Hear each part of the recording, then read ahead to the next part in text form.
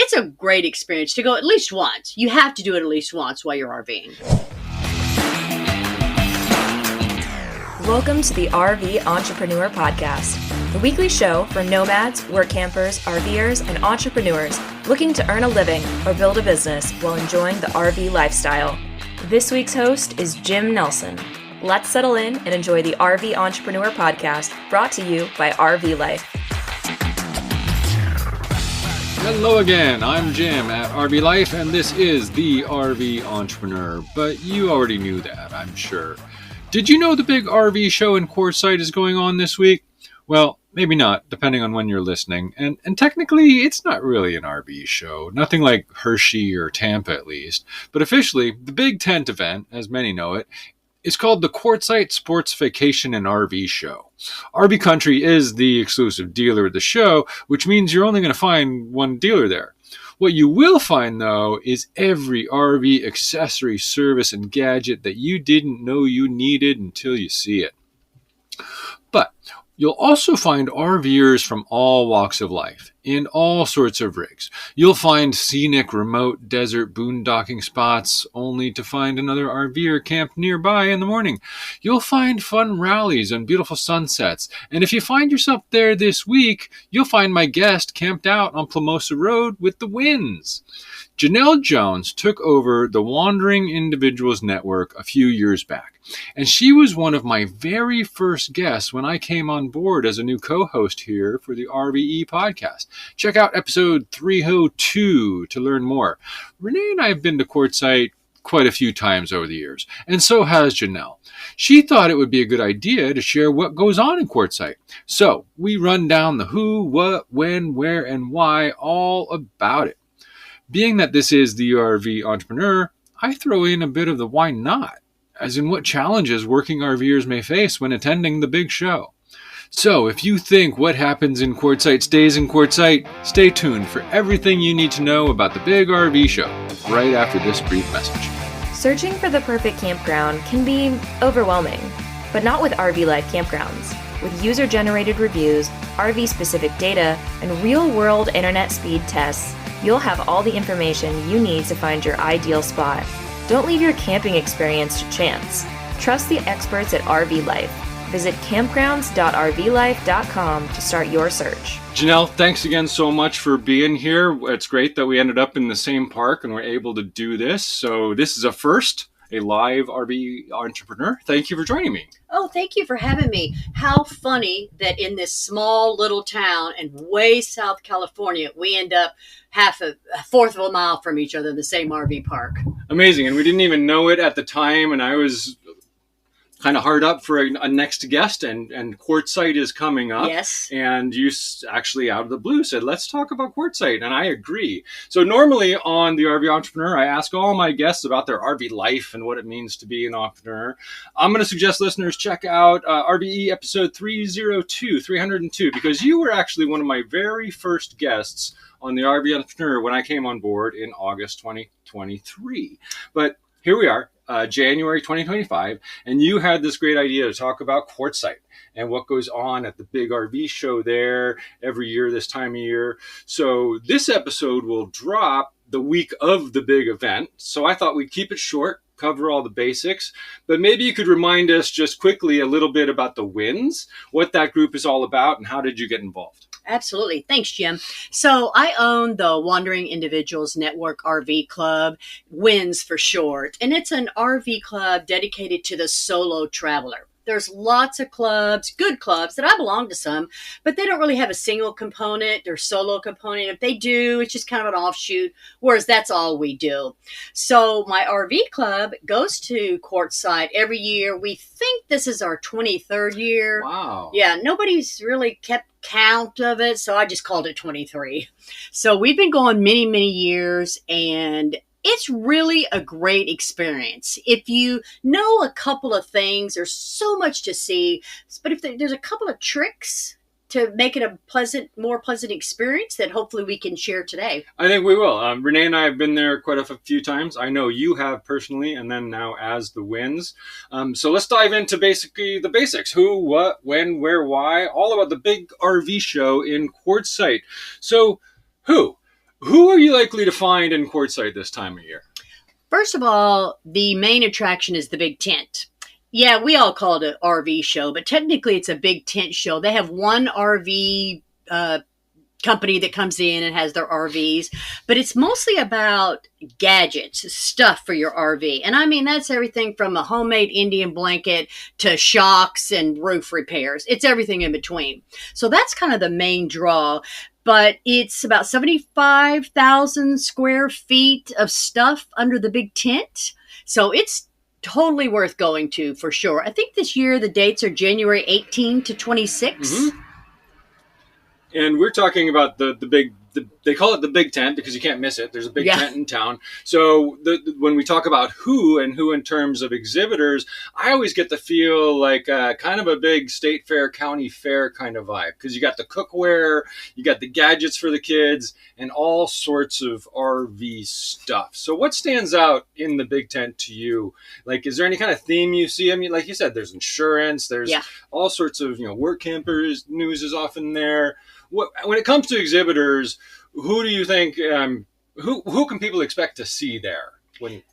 They on their website they list about 200 exhibitors, which that's a lot. Like you said, from cookware, Indian blankets to roof repair. The things I like specifically are after I walk through that, but it's the seminars. They have 8 pages of seminars on there that. Really, even if you're an experienced RVer, which I consider myself one, I know you do as well. I go every year, love it. One that I always go to is Redlands RV Truck and RV.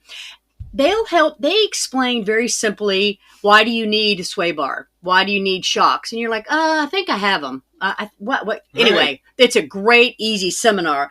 Another one is getting your RV weighed. You go to a presentation. He talks to you about how important it is. A lot of us don't want to know what our RV weighs because then we'll be in trouble. But if you ever were in a wreck and you would have some liability issues if you were way overweight. So that's just a couple of the ones that I look forward to, the seminars. Yeah, so it's not just gadgets. It's also a lot of information, and a shameless plug here for RV Life, which makes RV Entrepreneur possible. Drop by booth 319 to grab a copy of RV Life magazine or learn about all the incredible apps and websites. Might even find a couple of presentations by some of our folks there. So we kind of covered the exhibitors and the who. What about the people camping? Who can you expect to find out there in the desert? What walks of life? What type Everything. Of RVers? You name it, it's there. Because remember, you're in the desert. And there's also, I want to say, 6 RV parks there as well. But most people come for the free camping in the desert. You're in beautiful desert with the mountains off in the distance. So you get the heavy 4-wheelers, ATVers, but mostly it's, people there for the RV show. Although there's a huge segments of people that spend the winter there. But staying on the Quartzsite RV tent show. See, I'm calling it RV show. The tent show. It's people, you have families, yes, but the bulk of it, I'd say, are the 60-year-olds, that retired or can retire, looking for something down the road. And it's just a wonderful place for all those walks of life to come to see what's new and exciting in the RV gadget world. Yeah, and I think you nailed it right there with all the walks of life, because I've always been impressed with the different types of RVers. The Rubber Tramp Rendezvous often happens around the same time. So you get a lot of van dwellers and boondockers, and then you might see a bunch of Class A's together, and then you have the winds gathering there. So how do people find these rallies? What's a good way to find out who might be going to Quartzsite and where they might be camping? That's a good question because it's hard. We're all over the place. Winds go to Plamosa Road. And we've gone there for years and years. Everybody knows it's the wind site, even though anybody can go there. And escapees, they're across the street from us. So it's like Plamosa Road is kind of the rally, the big rallies for those of us with hundreds of RVs. But if you're an RVer and you already follow clubs on the website or Facebook, you'll know if they have a rally coming up.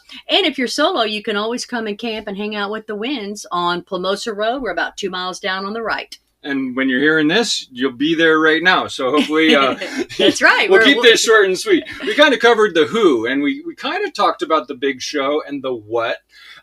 We say what happens in Quartzsite. We kind of covered that in the big tent and what's going on. But what about around town? There's a lot of what I call flea markets going on and kind of perma sales where you can find some used stuff. What goes on around Quartzsite aside from that big tent during that 1 week? Well, for sure, you don't want to miss the Tyson Well Flea Market. He's got 25 acres of junk to homemade stuff, literally. And I don't think he would mind me saying that. It's been there for many, many, many years. That's worth a walk through for sure. And then you have some things that Quartzsite is famous for. Silly Al's Pizza. You have to eat there. It's the rules. They have a museum that talks about when Quartzsite was just a army, or I should say military. I'm not sure which brand, but a military area. There's the story about High Jolly, because when the military was there, they had camels because it could simulate what it would be like over across the world. So they had camels and used that. So it's got quite a colorful little history for a little teeny town of 3,000 people. Yeah, and that explodes to 30,000, maybe even 300,000, hundreds of thousands of people that show up. I remember driving through that in the middle of summer and not even realizing we were coming through Quartzsite, and then come January the place is just RV, wall-to-wall RVs. Yes, it is. They, on their own website, the Big Tent website, they predict 750,000 to 1 million for Quartzsite, and then with a good 400,000 visiting the show. And like you mentioned, a lot of those are rallies and gatherings going on. We talked about the wins, the escapees and escapers are gathering as well. What other type of rallies might you see out there? I know there's often like rallies around a particular rig type or brand. I know I once gathered there with a bunch of Arctic Fox owners. That's right. I forget about those. Tiffin will be there. You have women RVers only. You have LGBTQ communities there. You have van dwellers. You have the rubber tramp people. They go, and that's good too. If you've never been to that, you should go to that. That's an experience as well, and one that I recommend. I went for a couple days and I was good, but learned a lot. Especially if you're a new RVer. Or a boondocker. I mean, you can learn a lot about boondocking, living in a small space, being very, self-contained when you're not actually self-contained in a rig. So there's lots to learn at that as well. This episode is made possible by Travelfy. Want reliable internet without the hassle? Meet Travelfy. It's portable, high-speed Wi-Fi that's ready to go wherever you are. From road trips to remote cabins. No tricky setup or permanent location required. Just plug in and you're connected. And here's the best part. No contracts, no commitments, and no reactivation fees. Pay only for the months you need. Travelfy connects to the strongest available signal among multiple major networks, so you stay online with confidence, backed by a US-based support team that knows the outdoor lifestyle. Travelfy, simplifying internet while you travel. Visit travelfy.com today. That's TRAVLFI.com.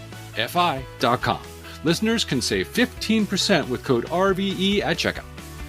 Do you have any favorites around the area? For instance, like outside of Quartzsite, about 40 minutes, there's the Desert Bar in Parker, Arizona. So you get about 5 miles off Route 95, south of Parker it is. It's all on a dirt road, and it's off-grid bar. And when the lights go out, or the beer's done for the day, they close up. So you want to get there early. The Desert Bar in Parker, I'll drop a note in the show links there. Do you have any favorites for around the area while you're there?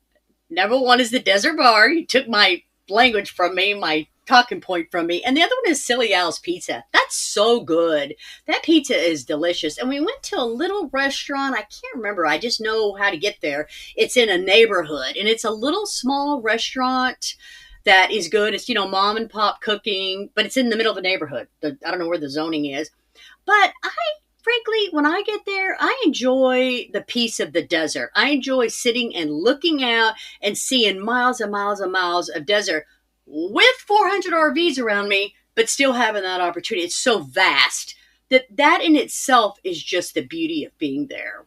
you really can get away from it all and then still enjoy the camaraderie of all the other people that are doing the same. And within minutes, as a runner, I'll be out in the middle of the desert running on some rock trails, and just the solitude that you can find, which is one tip would be good, is when you show up, you don't really have to park so close to the next person.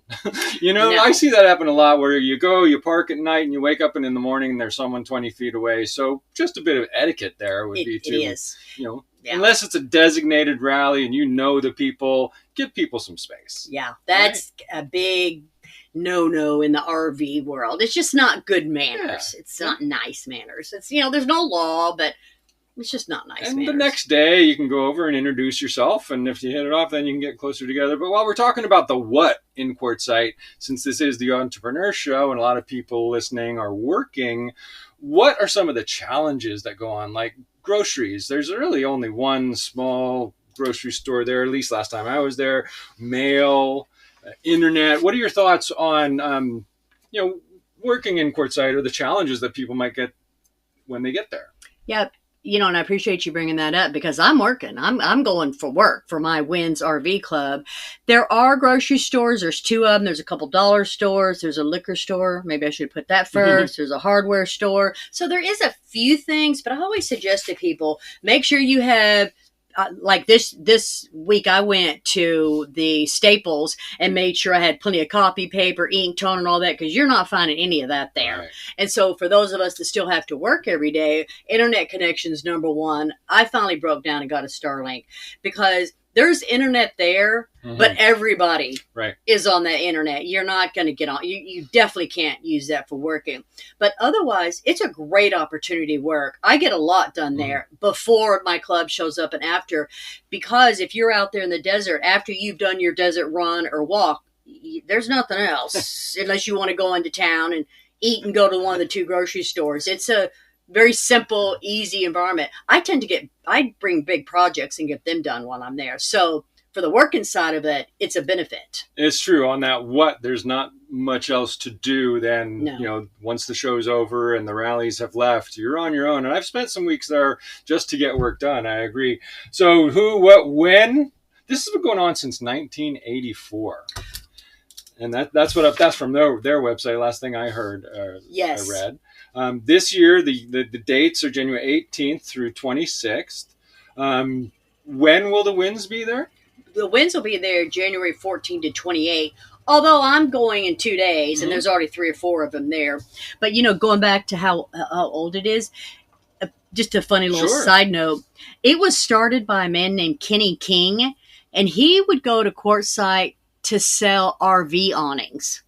Isn't that funny? That's how it started. Yeah, he literally went there because there were so many RVs there, and would hawk his RV awnings and saw an opportunity, and it's grown now. He died in 2021, but it's just grown to what it is now. And I'm glad he got to see what he started with his little RV awning sale. Great things start small. That's yes, right. They do. One other thing about the when, there's another thing going on in Quartzsite around the same time. January 1st through February 28th, it's the Desert Gardens Gem and Mineral Show. So that kind of goes on consecutively and keeps going afterwards. So if you go to the Big Tent or outside that big flea market area, you walk a little bit further and you'll find lots of shiny rocks. Yeah, and you know what? I'm not a rock fan. I don't get it. I don't want to carry them around. However, when you go through and look at those rocks, it's amazing. It's astounding that that's a rock. A green, shiny, emerald-looking thing that was just a rock they dug up and polished. It's incredible, frankly. I've probably 4 now. I bought rocks. Yeah. Just hear that out loud. I paid money for rocks. Well, the rock hounds love it, and there's a lot of rock hounding RVers out there. And when we're talking about like big quartz rocks, it's like rocks you can step inside of that have the geodes that fit in your hand, but imagine them as big as your RV. So that kind of covers the when.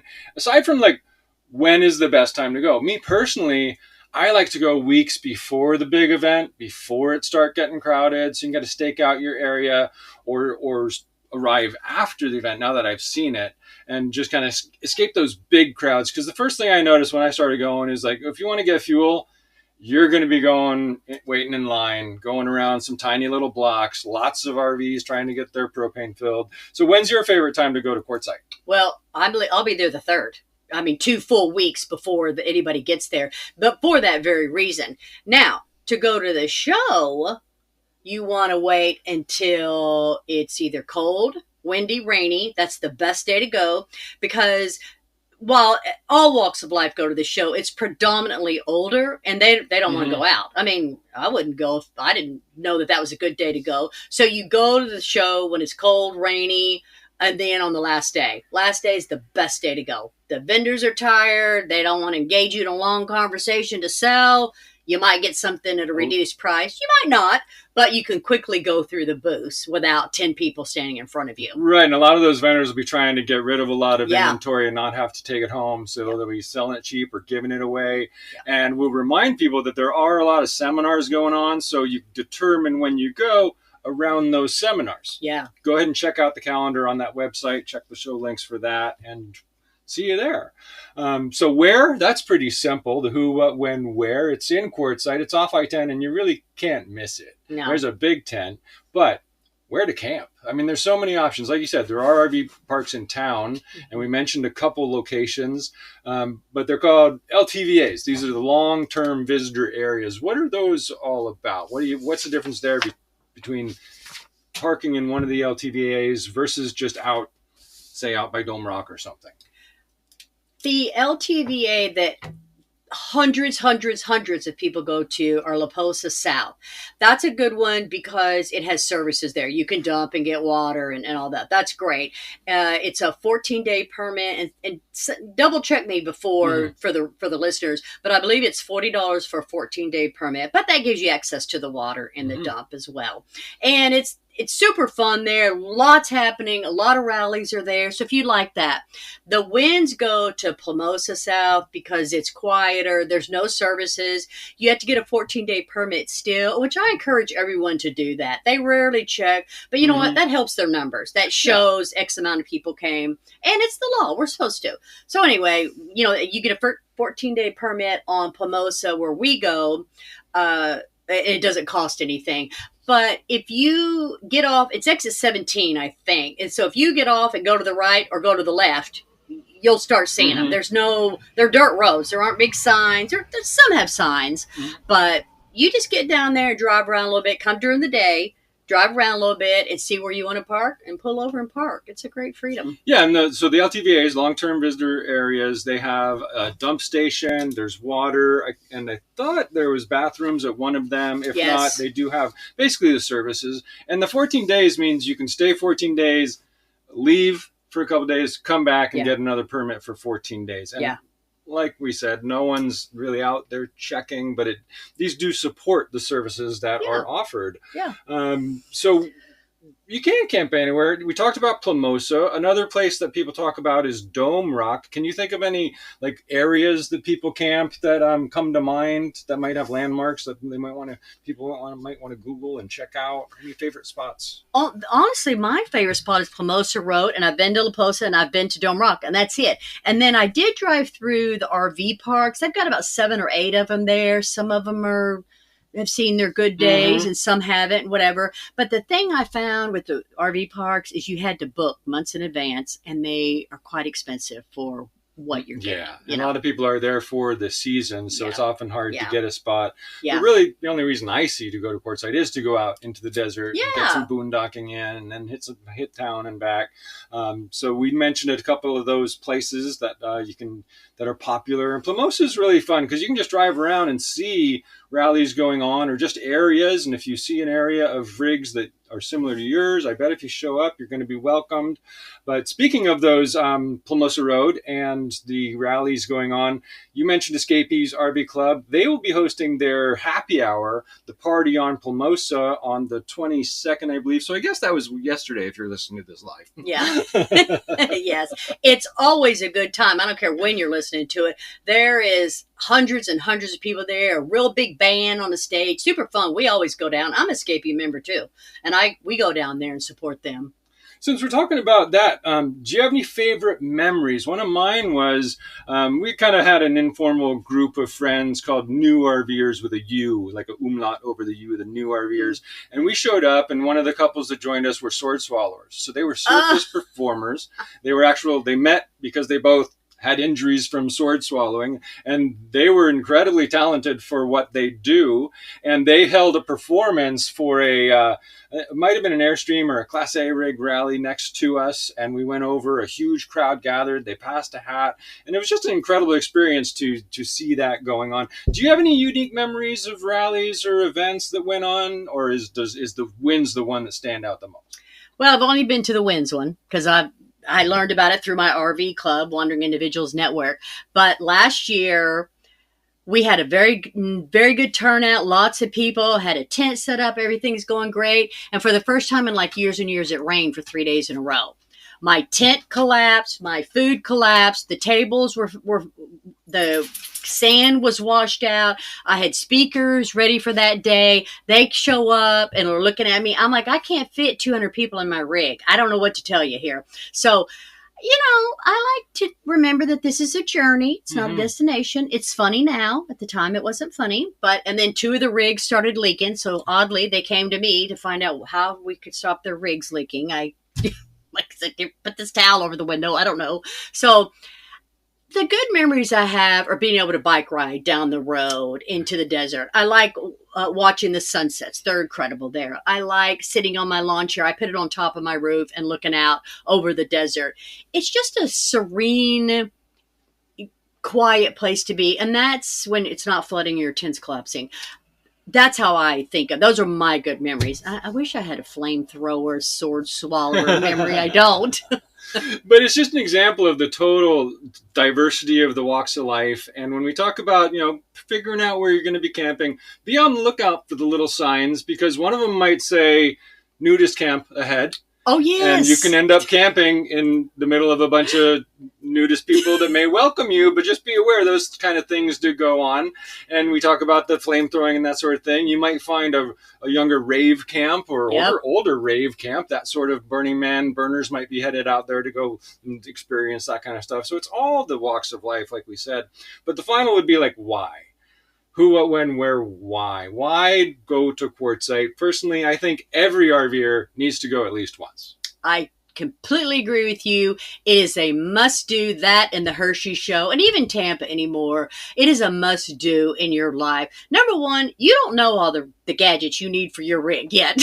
Once you walk through there, you'll see. Last year, or maybe the year before, I bought a portable tire pressure thing. I bought a portable battery connector thingy if my battery goes dead.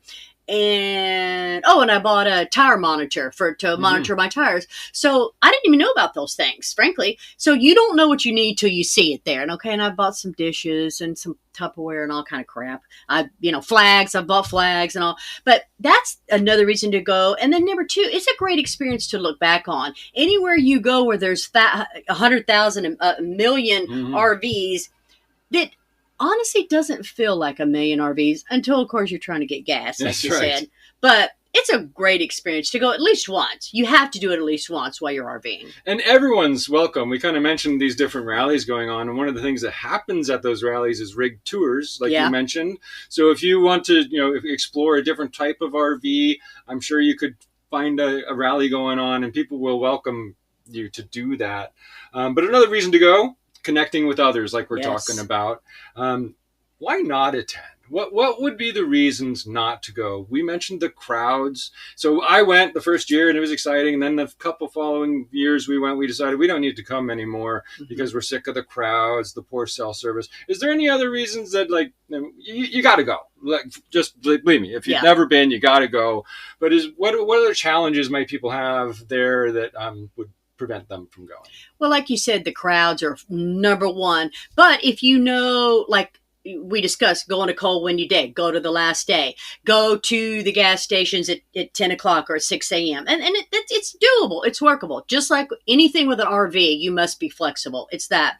For us that work, it can be challenging for your internet if you don't have some very reliable Starlink or whatever other product out there. If you don't have that, that's hard. And it can also be hard for us workers that I'd rather go on a hike than sit and do 6 emails that need my brain to be functioning to think about. So that's challenging as well. And then when you go with your rally, you see what they're doing out the window and you want to go with them, and they're going on the hike of Crystal Mountain, you want to go. So that makes it challenging. challenging. But outside of the crowds, there's really, and if you manage that, there's really no reason not to go. I'd agree. If you're even in the West at all, you should go. I'd agree. And we talked about the who, what, when, where, and why. I bet you have some tips for people that go. Because I mentioned a minute ago, like certain areas to camp you might want to stay away from. One tip would be to know the capabilities of your vehicle and know the terrain you're on. Because Quartzsite is mostly all rock. But if you start there's some nice bushes. There's lots of bushes. Let's go park by the bushes. Well, guess what? 2 reasons in the bushes. A lot of people go in the bushes, and you want to stay away from those. Yeah. But a lot of those bushes are there because there's water, and it might not be wet right now, but it creates like a sugar sand, that sort of thing, so you can get stuck. So watch where you're going, the terrain that you're on, and don't be driving over trampling desert where you're not necessary. Stay on roads. You don't need to make your own roads. There's plenty of them. What other tips might you have for people? Well, just for coming to the area, I would say to have your groceries already ready, because they do have 2 grocery stores there, but they're small. And then for us workers, like I mentioned earlier, have all your work supplies that you need. I have way more printer ink than I'll ever need, but God forbid, I'm out there. So definitely have that. But then as far as the show, there's lots of things you can do to make the show. If you're not a crowd type, there's lots of stuff you can do for that. I would say, and then one more thing of staying where you're staying, always have layers of clothes there. It is hotter than heck one day, and it is freezing and raining the next day. You probably experienced that yourself. So, real quick about the groceries, though. If you have special needs or desires, stock up first, because my wife's gluten-free and she's not going to get a lot of the products she likes to have. And if you're a fine wine aficionado, you might want to shop the liquor store there, although I'm sure you can get your basics. But if you have certain needs or desires, you want to stock up before you go, like you said. Yeah, it's just the 2 small grocery stores, and there's 100 people in them, and there's, the Dollar General type thing. And have your layers. Then get the schedule. You mentioned this earlier. If you have seminars you want to go to, some of them are offered several times. Get that schedule online so that you know. And then here's one great tip that somebody told me is everybody, you go down I-10 and you want to get off on 17 to go, learn to park, or that's where the show is too. Go past 17 and either the exit before it or the exit after it, and then come into the show and the parking behind it. There's lots of little parking lots there that not everybody knows about. So that is a little tip that I don't want to tell everybody, but I feel like I should. Then, another one, bring a backpack. Even if you're like, I'm not buying anything. Yes, you are. Bring a backpack. Not a huge one, but bring a little backpack. And then have a lot of small bills. We all know that, but a lot of places, when you go to check out, it's a complicated process because let's say you're getting blinds for your RV. You're getting new blinds. Well, they got to get your address and where you're at and the GPS and the measure. So if you have a $6 item and got, here's my cash, you can get in and out much faster. Smart. Yeah. I learned that one right there. And then I always tell people, go on your one day, give it a few days, and then go back. Number one, you can't do all of it in one day. And then for me, if half that stuff I want, but then as soon as I leave, I'm like, I don't even remember what I looked at. Unless there's that one thing, then I remember it and I go back the 2 or 3 days later and get it. And you can do that on the last day. And be sure and go to their website. There's a lot of stuff. You can look at all their exhibitors. I went and found a RV insurance guy. I just was looking through their exhibitors. I'm like, great, because I've been wanting to compare my plan to make sure I'm still, have a good coverage.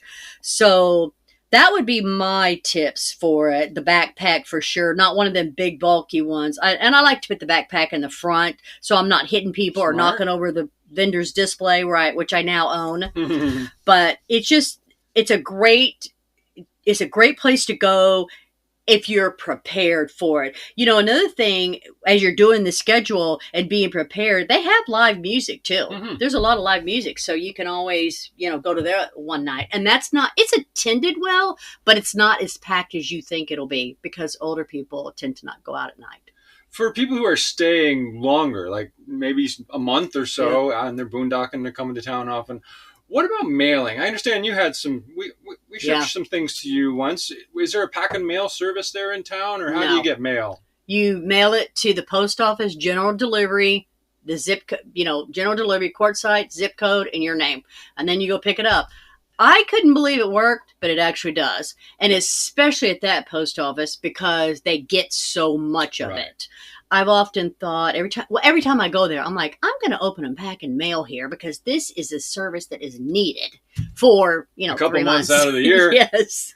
So general delivery is a great tip for anyone RVing, full-time RVing, or working on the road. And one suggestion I have there is just call the post office location to make sure they accept it, because not all of them do, or some of them may have special requirements for how it's addressed, but usually it's just general delivery, your name, and the zip code, and it will get there. But we like to call the post offices to make sure that they accept it. Yeah. Anything we're leaving out about Quartzsite?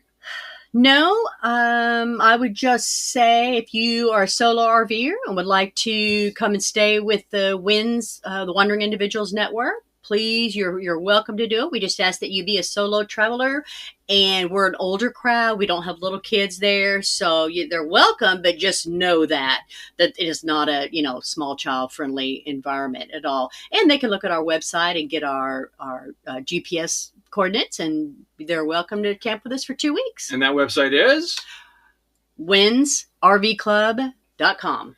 And if the family happens to be your thing, you know what? Get on the Facebook or ask around in your family groups, because you will find a group that is interested in whatever you're interested in Quartzsite. Because like you said, when you get 1 million people together, there's going to be groups that form, and you'll find them there.